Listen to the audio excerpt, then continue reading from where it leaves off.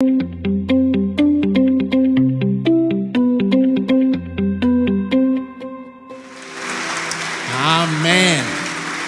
amén, amén, amén. ¿Puede tomar su asiento en esta tarde? Qué bueno es cuando nos podemos reunir y podemos alabar al Señor y podemos ver la obra tan maravillosa de Cristo en la cruz del Calvario. Él vino para cambiar la historia y para cambiar nuestra historia. Como vimos en la vida de los hombres, hay un antes de Cristo y otra vida después de Cristo. Cuando pasa Cristo por nuestra vida, algo pasa. Diga, cuando Cristo pasa por mi vida, algo pasa. Dígale al de al lado, cuando Cristo pasa por tu vida, algo pasa. Amén, amén. Quiero leerle en esta tarde 2 versículos para luego orar por todos los niños, por todos los preadolescentes, los adolescentes y aún los jóvenes que están acá, por nuestros hijos. Creo que es tan importante que nosotros podamos bendecir a nuestros hijos, orar por nuestros hijos, guiar a nuestros hijos, cuidar a nuestros hijos. El diablo está totalmente ensañado en destruir las próximas generaciones. El diablo lo que más quiere es destruir la relación entre los padres y los hijos. El diablo sabe que hay poder en la herencia espiritual que le dejamos a los hijos. El diablo sabe que si logra captar una generación y cambiarle la mente y llenarle la mente de pecado y de maldad, va a lograr que esa generación tenga maldición y no viva conforme a la palabra de Dios. Por eso estamos en una lucha descarnada, estamos en una lucha total, estamos en una lucha frontal. El diablo no oculta su plan.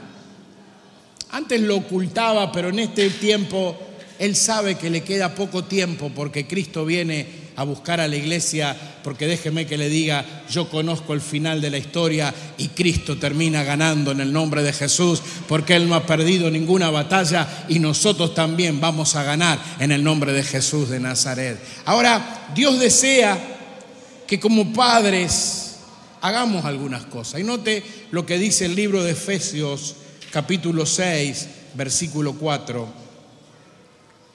Dice la palabra del Señor. Y vosotros padres, ¿cuántos padres hay acá? Levanten la mano, todos los padres. Padres y madres, obviamente. Levanten la mano, a ver. Todos levanten la mano. Wow. Esto es para usted, escuche lo que dice. Y vosotros padres, no provoquéis a ira a vuestros hijos, sino criadlos en la disciplina e instrucción del Señor. Colosenses capítulo 3, versículo 21 también repite de la siguiente manera este mandato: padres, no exasperéis a vuestros hijos para que no se desalienten. Qué clara y qué concisa y práctica es la palabra de Dios. Dios nos da tremendos mandamientos respecto de nuestra actitud frente a nuestros hijos, pero lo podemos resumir en estos 2 versículos y más en este tiempo. Yo creo que lo que Dios nos está pidiendo es que nosotros hagamos cambios para poder bendecir la vida de nuestros hijos. Está bien, podríamos leer en ese capítulo 6 de Efesios, desde el versículo 1 en adelante, dice que nosotros los hijos, porque todos somos hijos, tenemos que honrar a nuestros padres.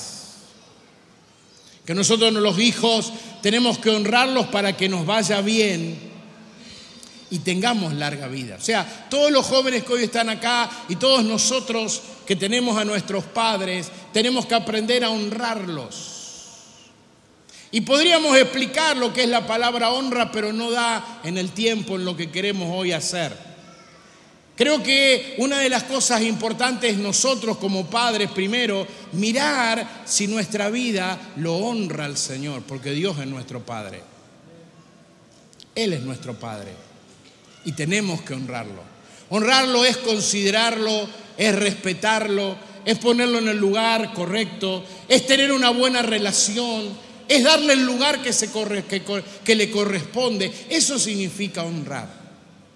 Pero en la relación de nosotros, padres, con nuestros hijos, en los 2 versículos se resalta una palabra que es la palabra provocar. Y la idea de Pablo cuando usa esta palabra, que no los tenemos que provocar a ira, que no los tenemos que provocar para que se desalienten, es como cuando usted prepara un fuego y empieza el fuego a arder y usted lo va provocando, lo va tratando de que ese fuego vaya creciendo hasta llegar a hacerse una fogata o hacerse una llamarada muy grande. Eso se llama provocar. Empezar a trabajar en el corazón de esa criatura y en vez de transmitirle lo bueno, le transmitimos lo malo, provocarlo a ira. Note que el resultado de las cosas que hacemos mal traen ira y traen desaliento en el corazón de nuestros hijos. A veces el problema más grande que tenemos es que nuestros hijos son el reflejo de nuestra vida. Yo escucho muchas veces a los padres que dicen, ay, mi hijo es tremendo. Y yo siempre le digo lo mismo, a alguien se debe parecer, porque no nació de un repollo. Y a veces nosotros como padres los provocamos a ira porque le transferimos nuestra frustración, porque son tan parecidos a nosotros en la manera de reaccionar, en la manera de contestar, en la manera de desobedecer, que le transferimos nuestra frustración y nos llevamos mal porque son el reflejo de nuestra vida. Porque todo lo que nosotros hacemos, física, emocional y espiritualmente, se transfiere a los hijos. Así lo estableció Dios. Jesús era el reflejo del Padre. Él decía, lo que veo hacer a mi Padre, eso hago. Buenas tardes, los que tus hijos te ven hacer a vos, eso hacen. Es una transición. Hay que transferirlo. Si dice Cristo, lo que veo hacer a mi Padre, eso hago. Y por eso Jesús era perfecto. Y por eso Jesús hacía cosas buenas. Porque el Padre hacía cosas buenas. Él dijo, mi Padre trabaja, yo trabajo. Mi Padre los ama, yo los amo. Mi Padre los cuida, yo los cuido. Lo que veía hacer al Padre, eso hacía Jesús. Tus hijos nunca van a actuar por lo que vos decís. Tus hijos siempre van a actuar por lo que vos hacés.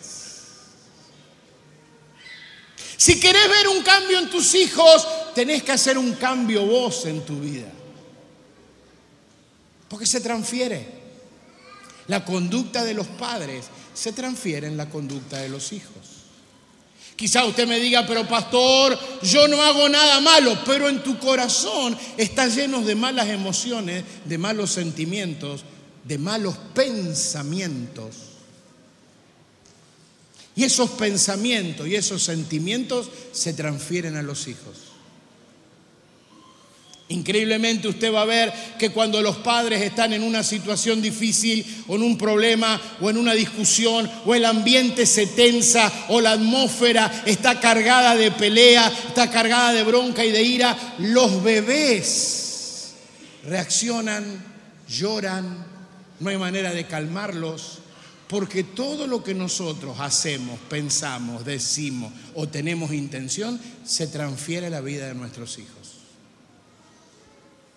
Por eso es tan importante que no le transfiramos a ellos o no traigamos sobre ellos nuestras frustraciones. Hay muchas veces que como nosotros no logramos llegar a tener un título, les ponemos un peso a los pibes de que tienen que tener un título y que tienen que estudiar lo que nosotros queremos, porque yo quise ser abogado y nunca llegué, quise ser arquitecto y no llegué, y le transferimos a los chicos la frustración de lo que nosotros no logramos. Cuando en realidad usted y yo deberíamos pedirle a Dios que nos diga qué es lo que Dios quiere que sea nuestro hijo y ayudarlo a que cumpla el propósito.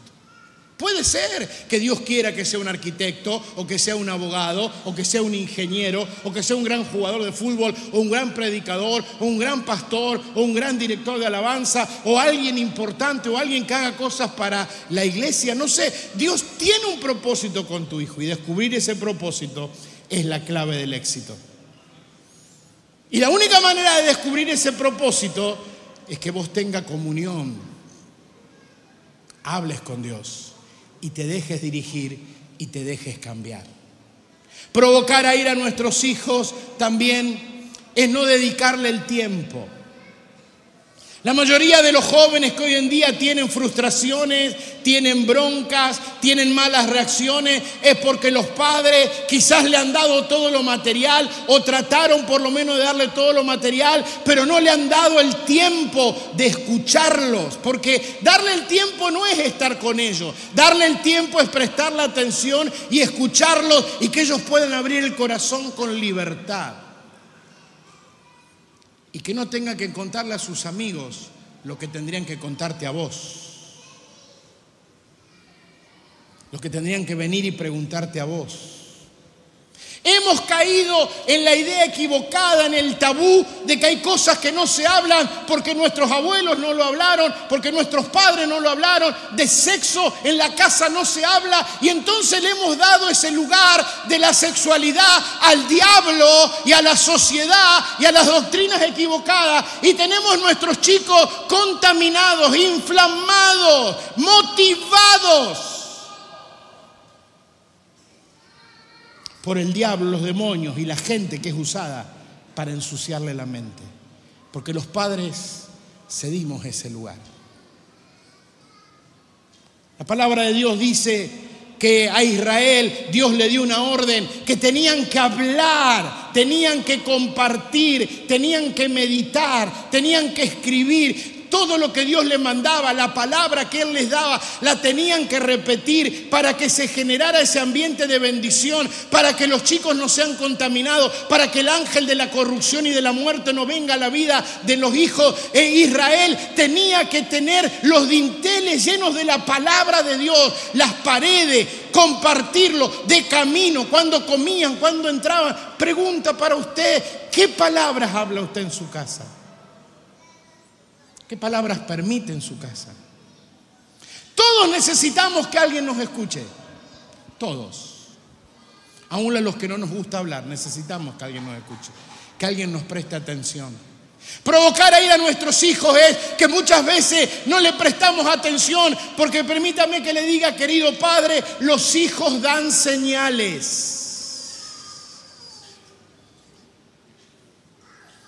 Y te están llamando la atención. Cuando un chico cae en la rebeldía, está queriendo llamar la atención de los padres, que le presten atención y no sabe de qué manera hacerlo. Entonces hace cosas para que sí le prestes atención. Hay que dedicarles tiempo. La palabra de Dios nos dice, como dice acá el apóstol, que tenemos que tratar con ellos y criarlos con disciplina y con consejo. Algo que falta hoy en día. Lamentablemente, nosotros no le ponemos a veces a nuestros hijos límites y pueden hacer lo que quieren.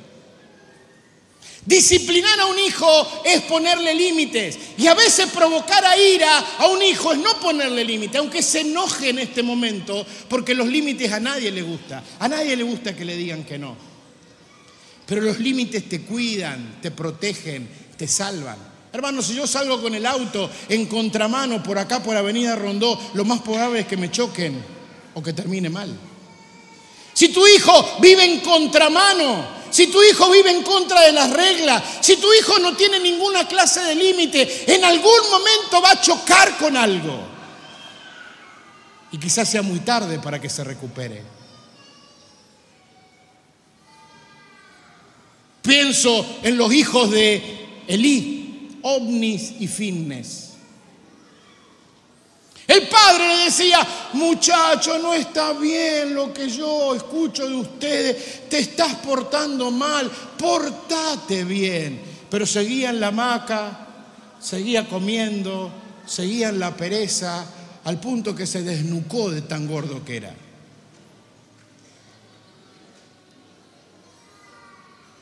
Por no querer ponerle límites, por no corregirlos. Y Dios le dice, te voy a maldecir, escúcheme, te voy a maldecir, te voy a quitar todo lo que tenés. Es más, le dice, voy a borrar tu nombre, no vas a tener herencia, no vas a tener descendencia, tu nombre se va a borrar de la faz de la tierra. ¿Por qué? Porque no estorbaste a tus hijos. Sé que usted quizás tenga hijos mayores y usted me dirá, pastor, ¿cómo hago? Recuerdo una madre que vino desesperada a pedirme que ore por el hijo, porque el hijo vivía en la noche, vivía en la droga, vivía en las confiterías, volvía a la hora que él quería. Y yo le pregunto, señora, ¿y de dónde saca la plata?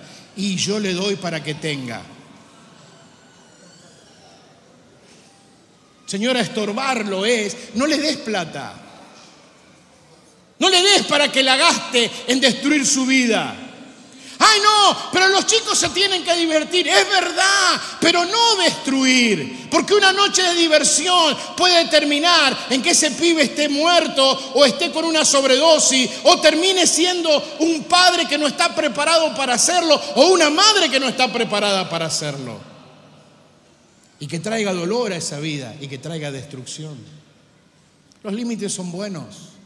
Dios nunca pone límites para que yo ande mal. Dios te ama tanto, Dios te quiere cuidar. Es tan grande el propósito de Dios en la vida de tu hijo que vos tenés que cuidarlo y encaminarlo y establecerle límites, porque lo que Dios tiene preparado para tus hijos ni te imaginás. Porque si a nosotros Dios nos bendijo, a nuestros hijos Dios lo va a bendecir mucho más, porque la nueva generación que viene va a ser bendita, va a ser llena del Espíritu, va a tener poder, va a tener autoridad, va a tener gracia, se le van a abrir puertas en el nombre de Jesús.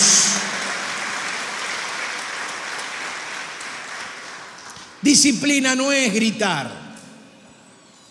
Disciplina no es descargarse la bronca sobre nuestros hijos. Porque algunos son muy duros y piensan que los disciplinan, pero le están provocando a ira porque le pegan con bronca, lo disciplinan con bronca. Esa no es disciplina. Va la disciplina junto con la instrucción, con el consejo. Y a nosotros no nos gusta enseñarle a nuestros hijos. Hay que enseñarle a tus hijos. Hay que disciplinarlo y enseñarles. Usted sabe, cuando eran chiquitos, usted le decía, ¡no toques el enchufe! ¿No le gritaba así? ¡No metas los dedos en el enchufe! ¿Y qué hacía su hijo? Toda regla, sin una explicación, sin un porqué, sin mostrarle por qué usted lo hace y cómo usted lo quiere cuidar, generará rebeldía. La disciplina tiene que ir con el consejo. Mirá, papá y mamá te aman tanto que no quieres que metas el dedo ahí porque eso es malo, te podés lastimar, te podés morir. Cuando yo te diga que no, nunca te lo voy a decir para tu mal, te lo voy a decir para tu bien, porque te amamos tanto y queremos que vos seas tan bueno y tengas tanto éxito que vamos a estar siempre para decirte que no a lo malo y sí a lo bueno, para que Dios te bendiga. Dios quiere que nosotros tengamos la disciplina junto con el consejo. Tiene que haber instrucción. Me llama tanto la atención porque a mí me gusta mirar lo que pasa a mi alrededor. Y muchas veces veo cómo crece, que los nenitos muy chiquititos hacen berrinche y cuando la mamá le dice que no, le pegan a la mamá. Y el padre ni se mosquea. Algo que yo aprendí desde que me casé, hasta que tuve a Gisela y hasta el día de hoy. La madre siempre tiene la razón cuando estemos los dos juntos y esté ella. Y siempre la voy a defender a la madre. Y Gisela lo sabe. Y muchas veces me dice, ya está, lo estás defendiendo a ella. Y después se confabula con la madre y me atacan a mí. ¿O no? ¿Sabe por qué? Porque ella tiene que aprender a amar a la madre. Después, cuando la piba no estaba, cuando mi hija no estaba, yo me sentaba con Susana y le decía, Susana, lo que le dijiste estuvo muy fuerte. Pero Gisela nunca se enteró. Porque ella tiene que tener la autoridad. No puede haber un hombre que deje que los hijos la denigren a la madre o la traten mal a la madre. Eso no es ser hombre. Jesús nunca haría eso con la iglesia. Cuando el diablo viene a atacar a la iglesia, que es su novia, que es su esposa, Jesús se para y nos defiende y no permite que el diablo haga nada en contra de nosotros. Por eso Él murió en la cruz del Calvario y resucitó y está conmigo para cuidarme todos los días hasta el fin, en el nombre de Jesús. Y así tenemos que ser los varones. Caballeros, los que tienen que ejercer la autoridad y la disciplina en la casa son los padres, no las madres. La iglesia no ejerce la autoridad, la ejerce Cristo contra el diablo. Cristo establece la autoridad. Cristo ejerce esa autoridad y esa corrección y esa disciplina. La ejerce Jesús. Cuando la madre dice algo, el padre la tiene que apoyar y estar de acuerdo. Porque si no están de acuerdo, los pibes tienen una confusión y saben. Si el papá le dijo que no y la mamá le dice que sí, ¿a qué no saben a quién le van a preguntar? Aunque a usted no le guste lo que dijo el otro cónyuge, usted tiene que estar de acuerdo y después hablar a solas para que los chicos no sean provocados a ira. Y como dice Colosenses, no se desalienten.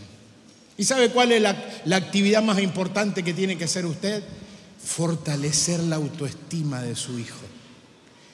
Deje de tratarlo con palabras que lo denigran. Sos lo peor. Sos un tonto. Para no decir las palabras que usamos. Sos lo peor de lo peor. ¿Cómo no fuiste como tu hermano? Dios jamás habla mal de mí, aunque yo me equivoque. Dios lo vio a Gedeón muerto de miedo y le dijo, varón esforzado y valiente. Dios lo vio a Pedro y le dijo, aunque era un flancito, le dijo, sobre esta piedra, Pedro, no te llamarás más Simón, te llamarás Pedro, piedra. Dios siempre habla bien de nosotros, me fortalece la autoestima. Dios me dice, yo soy tu padre y vos sos mi hijo. Y aunque padre y madre te dejaren, yo te voy a recoger y te voy a levantar. Mi siervo eres tú, te sostengo de la mano derecha y te digo, levántate.